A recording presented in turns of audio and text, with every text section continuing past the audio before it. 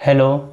अभी हाल ही में लोकसभा द्वारा यूपीआई पर लगने वाले चार्ज से रिलेटेड एक बिल पास कर दिया गया है, तो उसके बारे में विस्तार से चर्चा करने वाले हैं। हर एक पॉइंट को कवर करेंगे, तो इसमें हम देखने वाले हैं कि क्या बिल है एंड क्या संशोधन वगैरह किया गया है। तो यूपीआई पेमेंट पर ट्रांजैक्शन फ़ीस लगाने का रास्ता साफ। तो आप ऑनलाइन ट्रांजैक्शन वगैरह करते हो तो उस पर ट्रांजैक्शन फ़ीस लगाने से रिलेटेड एक बिल है, तो इसके लिए बिल पारित कर दिया गया, तो इसके लिए रास्ता साफ हो गया। Taxation and others loss bill 2026। तो लोकसभा ने 6 अगस्त 2026 को taxation and others loss bill 2026 पारित कर दिया। तो कब पारित किया? तो 6 अगस्त 2026 को पारित कर दिया है। एंड इस विधेयक में एक महत्वपूर्ण प्रावधान जोड़ा गया है, जिसके तहत सरकार को भविष्य में यूपीआई सहित अधिसूचित डिजिटल भुगतान माध्यमों पर मर्चेंट डिस्काउंट रेट या अन्य ट्रांजैक्शन शुल्क की अनुमति देने का कानूनी अधिकार मिलेगा। यानी कि पहले यह अधिकार सरकार के पास नहीं था कि वो ऑनलाइन ट्रांजैक्शन पर कोई भी फीस चार्ज कर सके, लेकिन अब उसके पास ये अधिकार आ गया क्योंकि बिल पास हो चुका है। तो अब क्या होगा कि निकट भविष्य में कभी सरकार ऑनलाइन ट्रांजैक्शन पर फीस चार्ज का नोटिफिकेशन जारी कर सकती है। हालांकि इस बिल के पारित होने का अर्थ यह नहीं है कि आज से ही यूपीआई पर चार्ज लग गया है। तो ये साफ साफ बताया गया कि ये बिल पास तो हो गया, लेकिन ये नहीं है कि यूपीआई पर आज से ही चार्ज वगैरह लग गया है। ये है कि नोटिफिकेशन बाकायदा जारी किया जाएगा एंड उसके बाद ही ये होगा कि ऑनलाइन ट्रांजैक्शन पर चार्ज वगैरह लगाया जाएगा। चार्ज तभी लागू होगा जब केंद्र सरकार अलग से अधिसूचना जारी करेगी, तो अलग से नोटिफिकेशन वगैरह निकट भविष्य में यदि उन्हें लगाना होगा चार्ज वगैरह ऑनलाइन ट्रांजैक्शन पर, तो उनके पास अधिकार आ गया है, तो वो कभी भी लगा सकते हैं। तो इसके बारे में देखने वाले हैं, यह संशोधन क्यों लाया गया। तो वर्तमान व्यवस्था में कानून की वजह से यूपीआई और कुछ अन्य डिजिटल भुगतान माध्यमों पर एमडीआर नहीं लगाया जा सकता था। सरकार का कहना है डिजिटल भुगतान व्यवस्था को लंबे समय तक टिकाऊ बनाए रखने तथा बैंकों और भुगतान सेवा प्रदाताओं को आवश्यक संसाधन उपलब्ध कराने के लिए कानूनी बाधा हटाना आवश्यक था। यानी कि ये कह रहे हैं कि सरकार द्वारा कहा गया क्या कि सर्विस प्रोवाइडर के लिए किया गया ये सब, कि सर्विस प्रोवाइडर को थोड़ा बहुत फ़ायदा हो, इसलिए ये सब चेंजेस किए गए। इससे वो क्या है कि इन डिजिटल माध्यमों को थोड़ा और सिक्योर वगैरह बना सकें एंड उनमें कुछ संसाधन वगैरह जोड़ सकें। तो इसके लिए ये सब किया गया है, तो सरकार के द्वारा ये कहा गया है। एंड विधेयक कब पारित हुआ है? तो लोकसभा में प्रस्तुत किया 4 अगस्त 2026 को, लोकसभा से पारित 6 अगस्त 2026 को हुआ है। एंड किस अधिनियम में संशोधन किया गया है? तो ये इंपॉर्टेंट हो जाता है कि किस अधिनियम में संशोधन हुआ है। तो payment and settlement system act 2007 में संशोधन हुआ है। तो इस एक्ट में संशोधन हुआ है, तो इसी संशोधन के माध्यम से केंद्र सरकार को भविष्य में अधिसूचना द्वारा यूपीआई तथा अन्य अधिसूचित डिजिटल भुगतान माध्यमों पर मर्चेंट डिस्काउंट रेट की अनुमति देने का कानूनी अधिकार मिलेगा। विधेयक स्वयं एमडीआर लागू नहीं करता, यानी कि इसी में संशोधन मतलब payment and settlement system act 2007 में संशोधन के बाद क्या है कि सरकार के पास ये अधिकार आ गया है कि वो ऑनलाइन ट्रांजैक्शन पर चार्ज वगैरह लगा सकती है कभी भी नोटिफिकेशन जारी करके। तो ये सरकार ने किया है एंड इसके बारे में विस्तार से देखने वाले हैं कि ये एक्ट है क्या। तो इस एक्ट की जो कौन सा एक्ट था? तो payment and settlement system act 2007। तो इसमें कौन सी धारा है? तो धारा 10A में संशोधन किया गया है। तो इसके धारा 10A में संशोधन किया गया। तो क्या किया गया? Payment and settlement system act 2007 में धारा 10A वर्ष 2019 में जोड़ी गई थी। तो इस धारा को 2019 में जोड़ा गया था। इसका प्रावधान क्या था? कोई बैंक या सिस्टम प्रोवाइडर किसी व्यक्ति से इलेक्ट्रॉनिक भुगतान जैसे ऑनलाइन ट्रांजैक्शन वगैरह करने या प्राप्त करने पर प्रत्यक्ष या अप्रत्यक्ष रूप से कोई शुल्क नहीं लेगा। यानी कि पहले क्या था, इस एक्ट में क्या था कि कोई भी ऑनलाइन ट्रांजैक्शन फ़ीस वगैरह चार्ज नहीं की जा सकती है। तो इसमें साफ साफ कहा गया था एंड इसी में संशोधन किया गया है। यही 0 एमडीआर की कानूनी गारंटी थी। पहले क्या था? तो सेक्शन 10A यानी धारा 10A के अनुसार यूपीआई रुपए जैसे अधिसूचित इलेक्ट्रॉनिक भुगतान पर बैंक या पेमेंट सिस्टम प्रोवाइडर कोई चार्ज एमडीआर नहीं लगा सकता था। ना ग्राहक से ना व्यापारी से अधिसूचित इलेक्ट्रॉनिक माध्यमों के लिए कानूनी रोक थी। यानी कि पहले क्या था कि धारा 10A के अनुसार कि कोई भी ऑनलाइन ट्रांजेक्शन वगैरह पे कोई भी ट्रांजैक्शन फ़ीस वगैरह चार्ज नहीं कर सकता था। इसलिए क्या है, इसमें संशोधन करना पड़ा इन लोगों को। अब क्या बदलाव किया गया? टैक्सेशन एंड अदर्स लॉ 2026 के माध्यम से धारा 10A में मौजूद 0 एमडीआर की कानूनी गारंटी को हटाया संशोधित किया जा रहा है। इससे केंद्र सरकार को अधिसूचना द्वारा यूपीआई सहित अधिसूचित डिजिटल भुगतान माध्यमों पर मर्चेंट डिस्काउंट रेट या अन्य शुल्क की अनुमति देने का अधिकार मिल जाएगा। तो इस बिल को पारित करने के बाद क्या है कि सरकार को क्या है, एक ये मिल जाएगा अधिकार कि वो ट्रांजैक्शन वगैरह फ़ीस लगा सकती है। एंड अभी वो कह रहे हैं कि व्यापारियों वगैरह पर ही ट्रांजैक्शन फ़ीस वगैरह लगाएगी एक लिमिट तक, लेकिन अभी कोई ट्रांजैक्शन फ़ीस नहीं लगने वाली, निकट भविष्य में वो लगा सकती है। तो क्या अभी यूपीआई पर चार्ज लग गया है? नहीं, यह सबसे महत्वपूर्ण बात है। अभी केवल धारा 10A की बात हटाई गई है, यानी कि अभी सिर्फ कानूनी संशोधन किया गया है, धारा 10A में संशोधन किया गया है।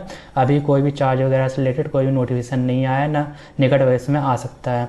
यूपीआई पर एमडीआर तभी लगेगा जब केंद्र सरकार भविष्य में अलग से नोटिफिकेशन जारी करेगी। तो सरकार का क्या है कि सरकार का उद्देश्य तो है ऑनलाइन ट्रांजैक्शन पर ट्रांजैक्शन फ़ीस लगाने का, लेकिन अभी तक वो सोच रही है कि निकट भविष्य में लाएंगे। अभी सिर्फ धारा में बदलाव किया गया है।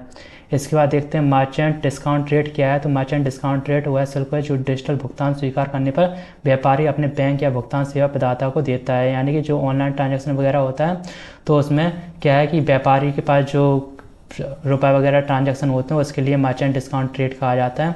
महत्वपूर्ण बात, एमडीआर ग्राहक से नहीं लिया जाता बल्कि व्यापारी से लिया जाता है। तो जो आपका मर्चेंट डिस्काउंट रेट पर ये लोग क्या है ऑनलाइन ट्रांजैक्शन फ़ीस लगाने की शुरुआत कर रहे हैं।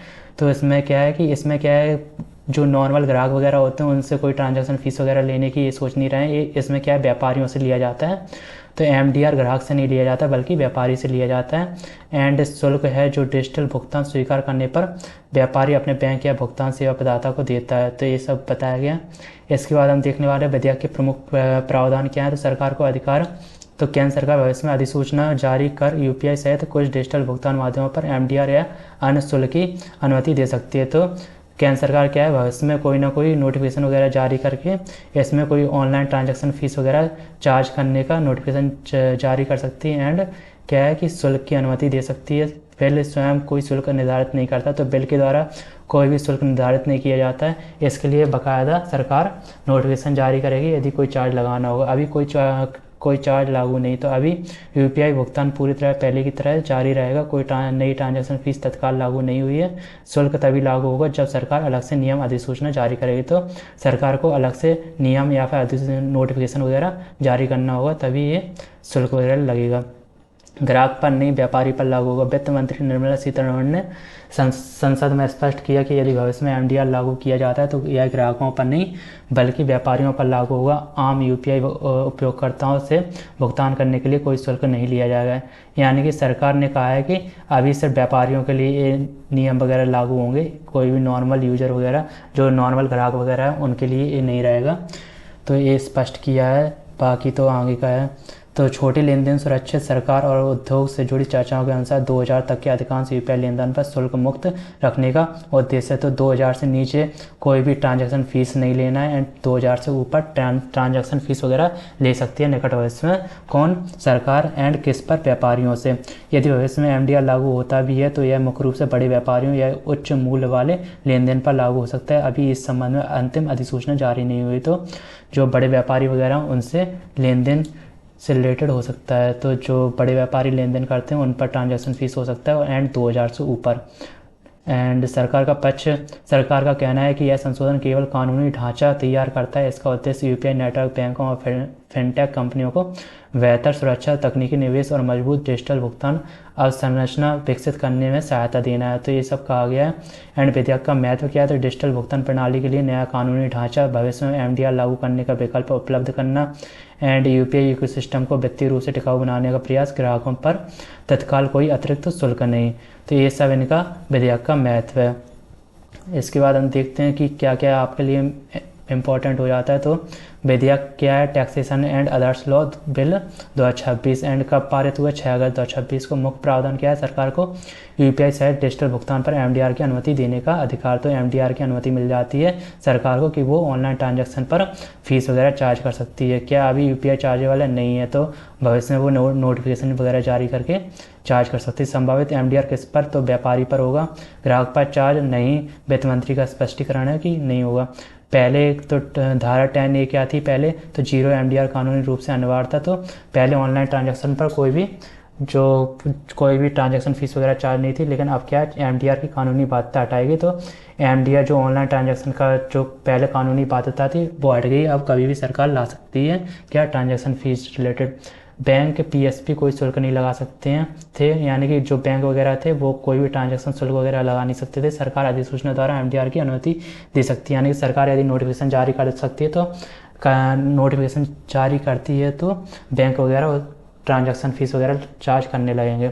यूपीआई पर शुल्क लगाने का कानूनी विकल्प नहीं था, तो यूपीआई पर यानी कि ऑनलाइन ट्रांजैक्शन पर कोई भी ट्रांजैक्शन फ़ीस लगाने का विकल्प नहीं था, लेकिन भविष्य में कानूनी विकल्प उपलब्ध यानी कि सरकार निकट भविष्य में ला सकती है। यूपीआई हमेशा मुफ्त, तो पहले क्या था, धारा 10A के अनुसार ऑनलाइन ट्रांजैक्शन मुफ्त था, अब अभी भी मुफ्त है, लेकिन भविष्य में सरकार निर्णय ले सकती है। तो इसका जो सारांश वगैरह है, तो taxation and others loss bill 2026 द्वारा payment and settlement system act 2007 की धारा 10A में संशोधन कर यूपीआई पर जीरो एमडीआर की कानूनी बाध्यता हटाई गई है, यानी कि पहले ऑनलाइन ट्रांजैक्शन पर जीरो फीस थी, अब वो हटा दी गई है। हालांकि यूपीआई पर कोई शुल्क अभी लागू नहीं हुआ है, इसके लिए केंद्र सरकार की अलग अधिसूचना आवश्यक होगी। तो अभी कोई शुल्क वगैरह लागू नहीं हुआ है, लेकिन नोटिफिकेशन वगैरह जारी किया जाएगा तो उसके बेस पर